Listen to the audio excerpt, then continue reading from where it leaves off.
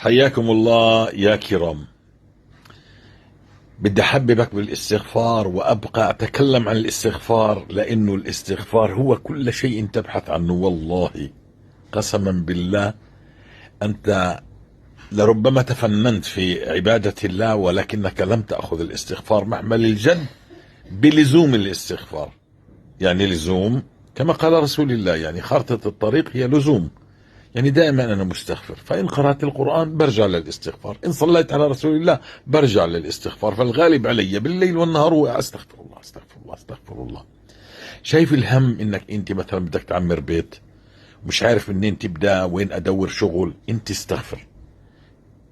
أنت استغفر وشوف الهموم تبدأ تهدأ معك. هذه الهموم إذا تكفى همك عذرا سيجعل الله من لزم الاستغفار جعل الله له من كل هم فرجا ومن كل ضيق مخرجا وارزقه من حيث لا يحتسب.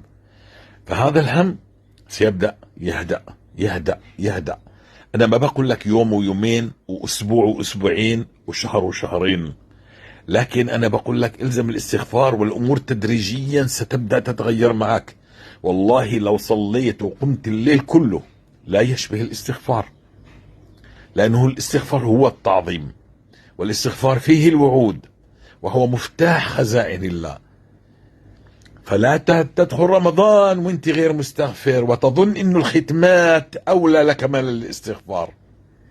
مرت عليك رمضانات كثيرة كثيرة كثيرة، هل تغير حالك؟ لكن هذا رمضان لا تتنازل عن آلاف مؤلفة من الاستغفار مع الختمات. ادخل لعبادتك أن تكون العبادة المركزية التي عندك هو الاستغفار. مفهوم؟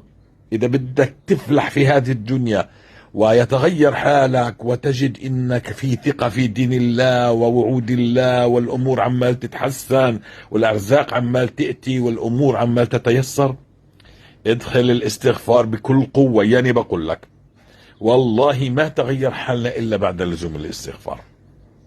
بدك تقول لي قيام الليل، قمنا الليل. بدك تقول لي قراءة القرآن، قرأنا القرآن بفضل الله. أنا بقول لك لا تقلل من هذا الأمر، لكن ركز على الاستغفار. وما كان الله معذبهم يستغفرون.